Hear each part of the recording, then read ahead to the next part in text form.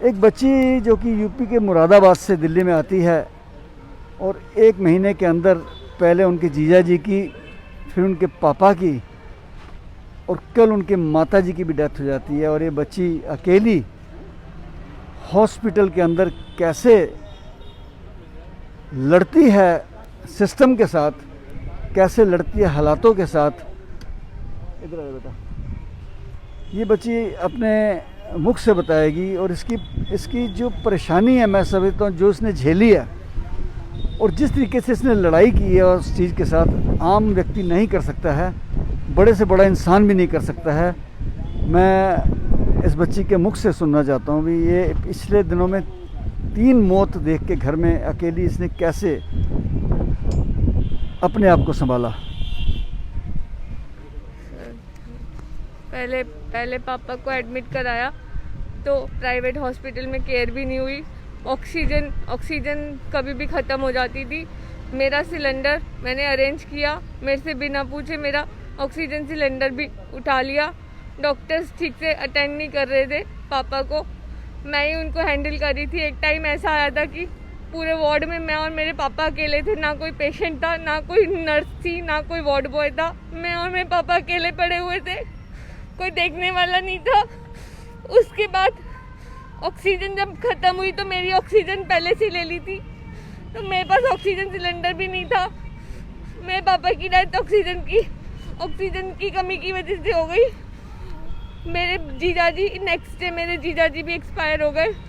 1 घंटे 2 घंटे तक हमें यही नहीं बताया गया था कि वो एक्सपायर हो गए, जबकि मेरी सिस्टर हॉस्पिटल के अंदर ही थी। बोला कि जाके मॉर्चरी में बॉडी देख लीजिए। हमें नहीं पता उनके साथ क्या हुआ, क्योंकि हमें पता ही नहीं था कि वो कौन से रूम में है। हमें ये भी नहीं बताया जा रहा था वो कहाँ शिफ्ट किए जा रहे हैं। जीजा जी से फ़ोन पे बात कर करके हमने पूछा कि आप कहाँ हो, हमें तब पता चल रहा था कि वो कहाँ है। हमें ये भी नहीं पता था वो कौन से रूम में है। और 1.5 घंटे बाद हमें पता चला कि वो एक्सपायर हो गए। उनके मोबाइल पे भी ब्लड लगा हुआ था। मुझे नहीं पता क्या था क्या नहीं। हम इतने परेशान थे कि हम ज़्यादा कुछ कर नहीं पाए। उसके बाद मेरी पूरी फैमिली, मैं, मम्मी, मेरी सिस्टर सब पॉजिटिव हो गए। मम्मी की तबीयत बहुत ज़्यादा ख़राब हो गई। प्राइवेट हॉस्पिटल से हम इतना डर गए थे कि हमें कुछ समझ नहीं आ रहा था। तो बाद में बहुत मुश्किल से अरेंज किया हिंदूराव हॉस्पिटल में। कल मम्मी की भी डेथ हो गई।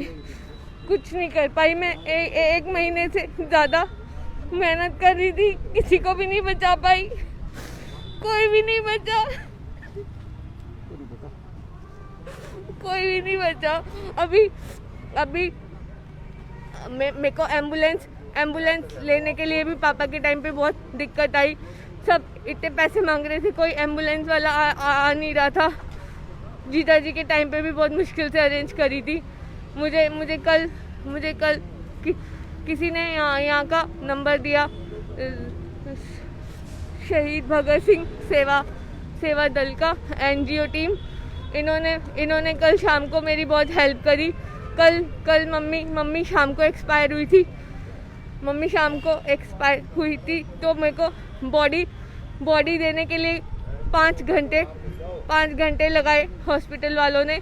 रात को 9-10 बजे मुझे बॉडी मिली मम्मी की, बहुत मुश्किल से। वो मुझे बॉडी भी नहीं दे रहे थे। NGO टीम वालों ने मेरी बहुत हेल्प करी और अभी भी वही करवा रहे हैं। मम्मी का अंतिम संस्कार भी यहीं से हो रहा है। मेरे को और कोई हेल्प करने वाला नहीं था। अभी यहीं पे हूँ मैं और मम्मी का अंतिम संस्कार करने आई हूँ।